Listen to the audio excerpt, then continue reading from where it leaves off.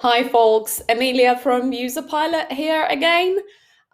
So a few weeks ago, I saw a video by actually one of our subscribers, Elizabeth of Product Mindset. Hi Elizabeth, hope you're watching it. About basically something that I never heard of before, which is feature dev cycle. It sounds pretty morbid, and I just kind of couldn't stop thinking about it. So I did a little bit of research on that, and I realized, in fact, this is something that we have been talking about in our posts and videos for a long time, but approaching it from a slightly different perspective. So the question is, what happens to your features after the feature launch? What happens to, the new features when they stop being new? And I kind of thought we are experiencing a phenomenon that I can dub feature ageism, right? So we tend to prioritize the new and shiny features. We send feature announcements and emails and create these little in-app modals and slide outs to inform the users of our app about the new features. But actually, when we stop doing the feature release thing, what happens when the new users join our product and they don't see the feature release, right? They probably never learn about the new, now old feature. So what happens is product adoption of this feature goes rapidly up after the feature launch, and then it goes down, and then you build another feature and you release a feature release, and then the adoption goes up. And then it goes down. And this is exactly what Elizabeth described as the feature dev cycle. In the broader terms, I notice a lot of people talk about the product dev cycle because this happens all the time. And you see that the adoption of your product goes up initially when you launch it, or it goes up after a marketing campaign in the new user segment, and then it gradually drops off, sometimes to almost zero. So you'll have a lot of features that actually have pretty much zero feature usage among your user base, which is really depressing. And a lot of product managers at this point think that the reason why the product adoption rate is so low and the feature usage rate in general is so low is because there is something missing that would magically transform, your product from the unwanted ugly duckling into the beautiful white swan. And then they decide to build even more features.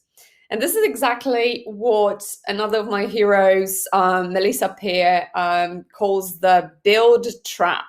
Right? She even wrote a book under the same title. The build trap is when you think there is this kind of, super killer feature that will change the destiny of your product and suddenly elevate it to like somewhere over the rainbow, to the new heights, and it will go viral. Everybody will be using it and talking about it, and it will be amazing. Let's face it, no. This is a pipe dream for a number of reasons. First of all, most likely not all of your users need all of your products, all of your product's features. So basically, a degree of feature death is natural and unavoidable and even desirable because assuming you have different personas and your product is a bit bigger than one use case, then you don't want all the different personas to be using the same thing, and you can't expect them to. But on the other end of the spectrum, basically asking your users inadvertently or indiscriminately, that's what I meant, to tell you what you should build because you think they're missing something in order to become more engaged and use your features more is, well, exactly what a build trap is. So basically, you end up diluting your product vision and outsourcing your responsibility for making difficult and often wrong product decisions to your users. And there are a few problems about it. First of all, your users often don't know what they want. right? So even if they tell you what they think they want, in practice, it may turn out that they will never use it anyway. And then you will spend all your engineering resources building something that they will not use anyway. The second problem is that if you ask this question, which is, by the way, the worst question you can ask your users, what features do you want us to build, right? Or what features you are missing? Inside your app or even an email, you'll probably get responses from only the 1 or 2% of the most engaged, most active users that actually care about your product. So this may be completely unrepresentative of the majority of your user base. So you'll end up building something for the 1% of the power users. Another trap.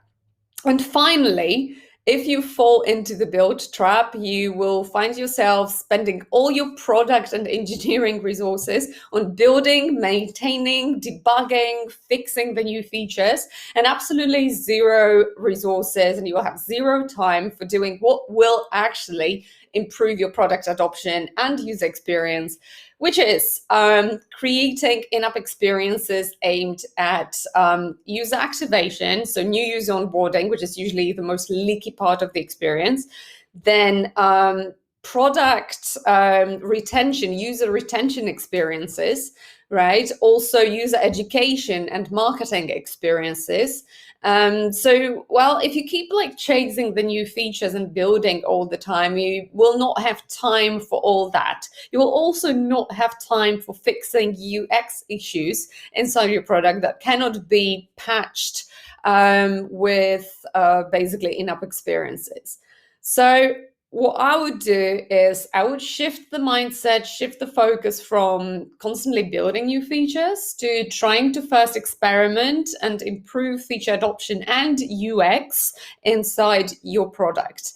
And I have included a few examples how to do it below. So go check out my latest post. And I think I'm running over time. So I will say goodbye for now and see you next week. Bye-bye.